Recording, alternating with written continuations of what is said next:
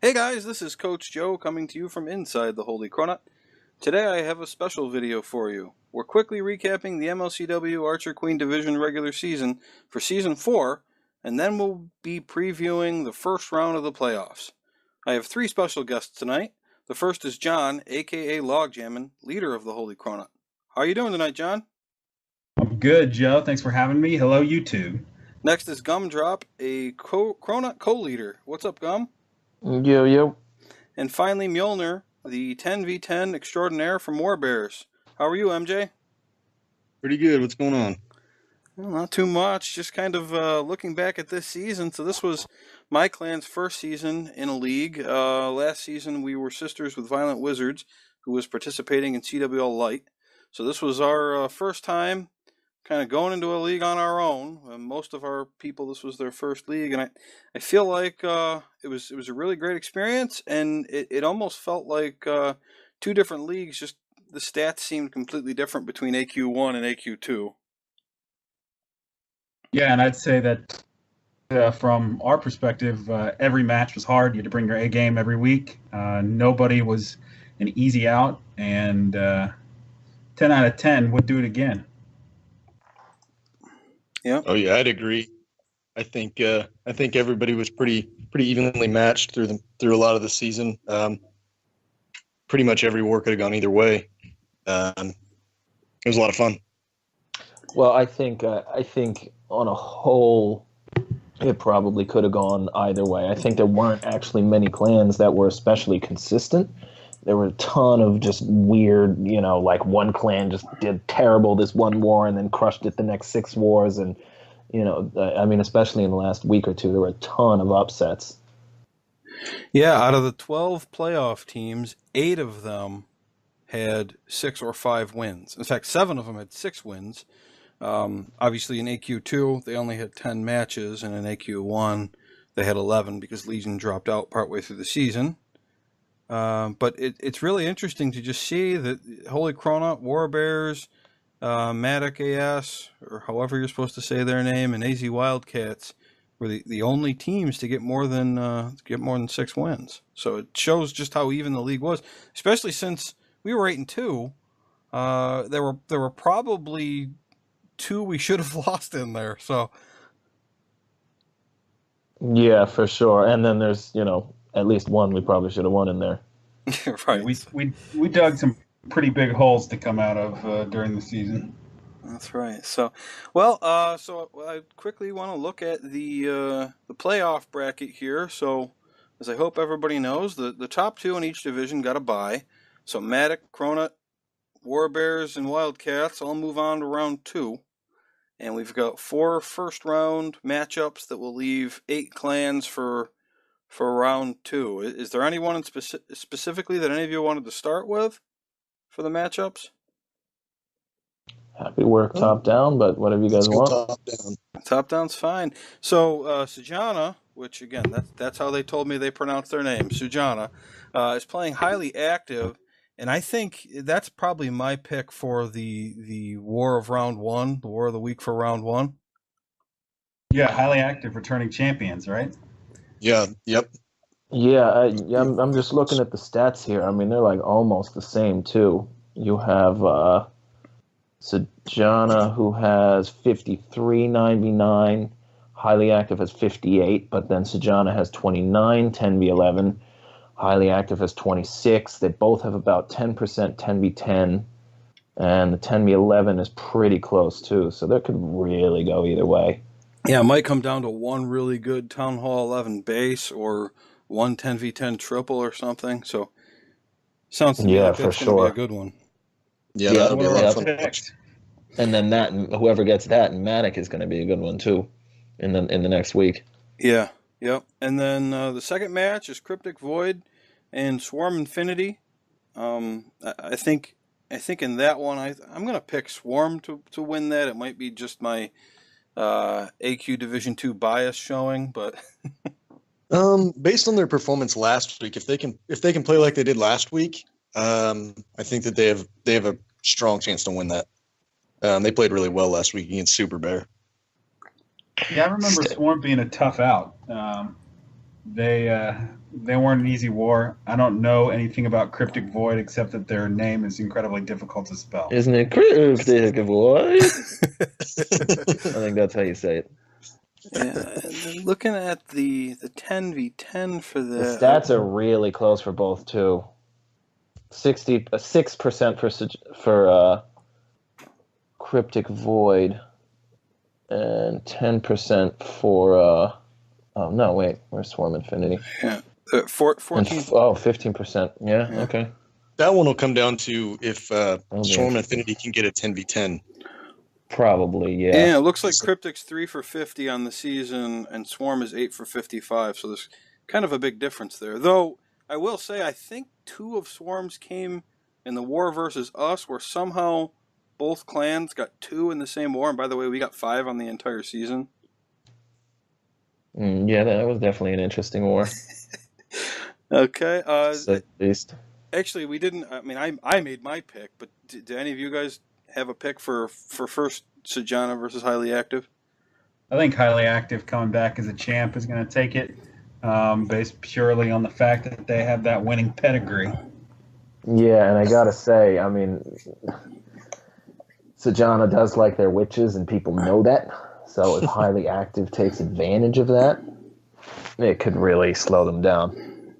Yeah, I think I tend to agree with that. If Highly Active comes prepared for the Town Hall 9 game, that could hinder their ability later on in the war. But I think I'm for going to sure. Highly Active. Kill a bunch of scouts, and you got some problems. And if Highly Active didn't know about the witches thing, as long as they watch this video, they do now. But I'm gonna pick Sejana because I don't want to be unanimous here, so I'm gonna pick Sejana. And then in the second match, Swarm versus Cryptic, I already picked Swarm. I agree. I think Swarm will win that one. I don't know anything about Cryptic. They don't talk very much. They really hold true to their name, as Gum said. But I'll pick them to be against the grain. Yeah, I'd probably be inclined to lean Swarm on this. All right, and then the third match is Edmonton Cold versus Mecha Alliance, and that's an interesting one to me. Mecha's really inconsistent, right? They'll score 72 and then they'll score 68 the next week. I think Edmonton Cold is very similar. Also, I think they've been pretty consistent too. Yep. I mean, they both have some really strong players, but if a couple guys have a bad week, it can look pretty weird, stats wise. I think Edmonton started out on fire and have cooled in the season, so I'm not sure I can put a lot of faith in them. And I just know that from my own personal experience, more in Mecca, they were really, really good. So I'm picking Mecca. I think Mecha, when they want to play serious, they play real serious. And looking at the stats, their 10v10 rate is a lot higher, 21% as compared to 9. Their 10v11 is a bit higher too. Yeah. I mean, the biggest difference in Edmonton's favor is they have an 82% dip rate from their 11s, whereas Mecha is only at 70%, which actually, looking at it, is really surprising to me. I think that's been Mecha's downfall in a few of these wars. Is their dips. I know that's what kind of came back to bite them in ours, and made it a lot more drastic than it really was. Okay. Well, I'm gonna pick Edmonton Cold for this one. I think I'm gonna go Edmonton Cold also. All right. Is that everybody? All right. Yeah, I think it could really go either way. So I'll go with Mecha. As long as they dip well, they should be good. And who did you pick, Log? Mecca. All right, so that one's 2-2. And then finally we have Super Bear versus Tippy Toppy 2-2-0. Yeah, I don't know. That's how you say it. Super Bear, a lot of respect for them, out of me anyway. I mean, that war, they dominated the hell out of us for about the first 12 hours. And then we came back with the best comeback I've ever been a part of. That was a crazy war. I think everyone was ready to quit. And we needed to do like 8 things in a row to win, and everything went our way. Yeah, it really did. All right. So one interesting thing here that I pulled out of the stats for Tipitau is that they've somehow managed, and I almost like want to look this up again. Let me see here. They are 23 for 23 at 9v10 double attempts. So every time they've attacked a 10 with a 9, they've doubled it, which is interesting because a lot of clans, they'll do a Town Hall 9 scout and they'll get 0 stars because they're looking for something specific. Yeah, that tells me exactly. That tells me that they're not looking for a scout. They're looking for a 2-star. And so look at the next stat. Who knows? They're 0 for 27 on 10v10s.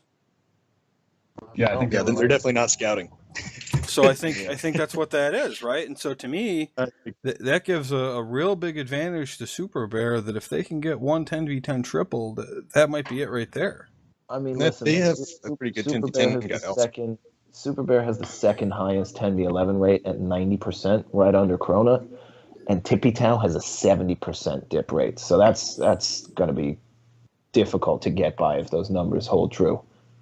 Yeah, so I'm going Super Bear. I'd have to go Super Bear also. Super Bear. Also. Yep, Super Bear. All right, and then I think we should probably do one more thing here before we wrap up, and that's predict the 2 clans that will come to the championship match, and then who's going to be victorious. So why don't we start with Mjolnir for that? WarBears is going to be in the finals, and we're going to win. So, and I'm going to 6-pack all the way through the playoffs. There you go. Okay. And who's going to make it from the other side? In all honesty, I think it's going to be very close in the entire playoffs. I do think that it's going to be between WarBears and the Holy Cronut in the finals. All right. Okay. Gum? Yeah, I mean, God, I kind of looks to me like the 4 clans who got the buys are probably going to make it into the week after that. And yeah, I would tend to agree. Cronut and WarBears seems like a pretty likely outcome. Although, you know what? Matic and AZ Wildcats are good too, and like you saw what happened with AYS last season, it really, comes down to one war. You have one bad war, and who knows? Right. Yep. Okay. Who do you think's going to win the rematch then? Well, the Holy Cronut. But you need an over/under on this. I don't really deserve to be the leader. Don't pick us. Right. But I do have to say that I think that quarterfinal round is going to be, or what, quarterfinal or semifinal, whatever the round is, where AZ Wildcats, Matic, WarBears, and Holy Cronut most likely are going to meet. I think that's going to be really, really rough. Because Matic and AZ are both on an uptick. They've both been doing well, and I know, almost nothing about Division 1. I can kind of break down Division 2, so should be interesting. Yeah, I mean, we have the problem of bias of the members of our panel here. Can I not pick my own clan? I mean, that's crazy. You could, but we'll kick you out. Right? Yeah. So yeah, I'll just go with everybody else and say Cronut versus WarBears, and that we're gonna win. Yada yada yada. I am a little surprised by you guys thinking it's gonna be those 4 clans going on to the next round, though. I got a lot of I don't know. I feel like Super Bear is gonna go 2 in a row and make it to the final 4 clans. They had a bad week. Let's see if they can bounce back. Yeah, I really think that they are, and everybody else, it's. I mean, we pick clans, but a lot of these are going to be toss-ups. It's going to be whoever shows up. Somebody's got to cook out that day or something, and they can't play. I think it's really going to come down to that throughout the entire playoffs. I don't think that there's anybody that's just that far and away, that much better than everybody else. So I think it's going to be 1 or 2 star wars almost all the way through, give or take. If there's a mistake or something, but yeah, sure, yeah, they're probably going to be pretty close at least after the first round. Yeah, practice your dips. Yeah. All right. Well, yep.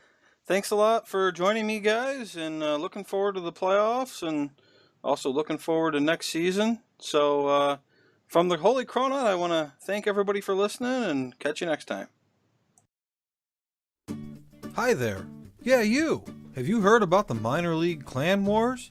MLCW is an organized, friendly war competition hosting clans from all over the globe of varying size, skill levels, and time zones.